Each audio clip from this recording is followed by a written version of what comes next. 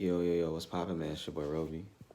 And once again, if you've seen my earlier videos, y'all know like I've been like having trouble sleeping, right? So it's like 4:45 in the morning. I don't want to be up, to be honest. This is not like something I plan on doing. I'm just up. And just crossed my mind. Um, just being around, like, I wanted to talk about being around like a non-believer of like Jesus Christ. Sorry. And what I learned, just what I learned just from listening to them.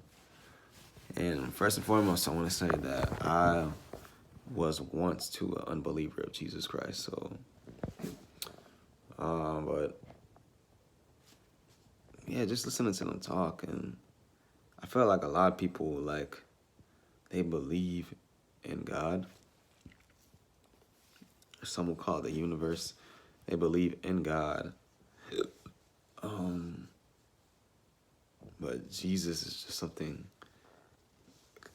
completely different. And the things I've heard as to why they don't believe in Jesus, especially black people, is that, Jesus was used in slavery. The Bible was used in slavery to enslave people, to justify slavery. And it's a white man's God.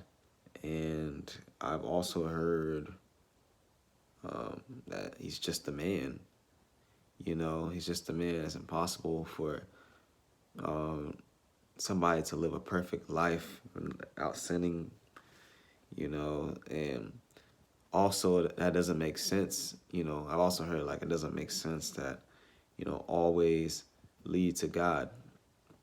There's multiple ways to God. Why would there be one way to God? Why would these people go to hell? Because, they tried a different way to reach God. And I once held those beliefs too. And I guess like responding to them, I guess I'm still learning how to respond to that. Because sometimes I really don't know what to say. I'm like, I can empathize. Like, yeah, it does make sense to always lead to God. I mean, that would be the ideal way, right? But that's not the case. So I can somewhat like relate to what they're saying. Like, yeah, that makes sense. I understand why. That just isn't the case. And also, like, when I'm talking to like sometimes non-believers about Jesus and and Yahweh and God, our God, it's just like I don't know. Sometimes the gospel is sometimes it's just offensive. You know what I'm saying? So I might be thinking one thing, and I might share it with a non-believer, and it's just totally offensive because, I'm like, yo, I don't think this X, Y, and Z should happen. I don't believe, this should be happening. I don't think people should do this because my Bible says this. And they're like, oh, I don't really agree with that. That's, well, that's kind of offensive to me and da. So, so honestly, I'm just kind of like, I think it's good to like hear unbelievers and be around them because most of my friends are unbelievers. They believe in God. They believe there's multiple ways to God, but most of my friends aren't really like Christian.